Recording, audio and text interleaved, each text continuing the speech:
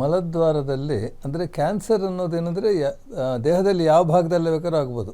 ಯಾವ ಟಿಶ್ಯೂ ಅಂದರೆ ಯಾವುದ್ಯಾವ್ದು ಬೆಳೆಯುತ್ತೋ ಅದೆಲ್ಲ ನಮ್ಮ ಆ ಬೆಳವಣಿಗೆ ಕಂಟ್ರೋಲ್ ಇಲ್ದಿರೋ ಬೆಳವಣಿಗೆ ಆದರೆ ಕ್ಯಾನ್ಸರ್ ಅಂತೀವಿ. ಓಕೆ.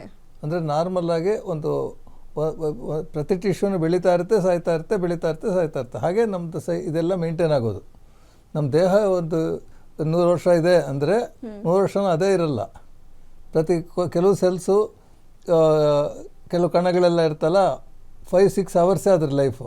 ಅದಾದಮೇಲೆ ಸತ್ತೋಗುತ್ತೆ, ಹೊಸದು ಹುಟ್ಟುತ್ತೆ. ಅದೇ ಥರ ಒಂದೊಂದು ಜಾಗದಲ್ಲಿ ಒಂದೊಂದು ಥರ ಇರುತ್ತೆ. ಅದು ಯಾವಾಗ ಆ ಥರ ಸಾಯ್ದಿರೋ ಅದನ್ನು ಹಾಗೇ ಬೆಳ್ಕೊಂಡು ಹೋಗ್ತಾ ಇದ್ದು ಆವಾಗ ಕ್ಯಾನ್ಸರ್ ಅಂತೀವಿ. ಸೊ ಈ ಥರದ್ದು ಎಲ್ಲಿ ಬೇಕಾದ್ರೂ ಆಗ್ಬೋದು. ನೀವು ಹೇಳಿದಾಗೆ ಬಹಳಷ್ಟು ಜನಕ್ಕೆ ಈ ಮಲದ್ವಾರದಲ್ಲಿ ಕ್ಯಾನ್ಸರ್ ಆಗುತ್ತೆ ಅನ್ನೋದು ಐಡಿಯಾನೇ ಇಲ್ಲ.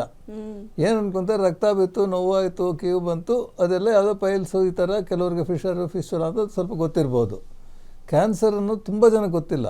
ಅದಕ್ಕೆ ನಾವು ಅಲ್ಲಿ ಪೇಷಂಟ್ ಬಂದು ಅವ್ರು ನಾವು ಇದು ಮಾಡಿದಾಗ ಕ್ಯಾನ್ಸರ್ ಅಂದ ತಕ್ಷಣ ಅವ್ರು ಗಾಬರಿ ಪಟ್ಕೊತಾರೆ.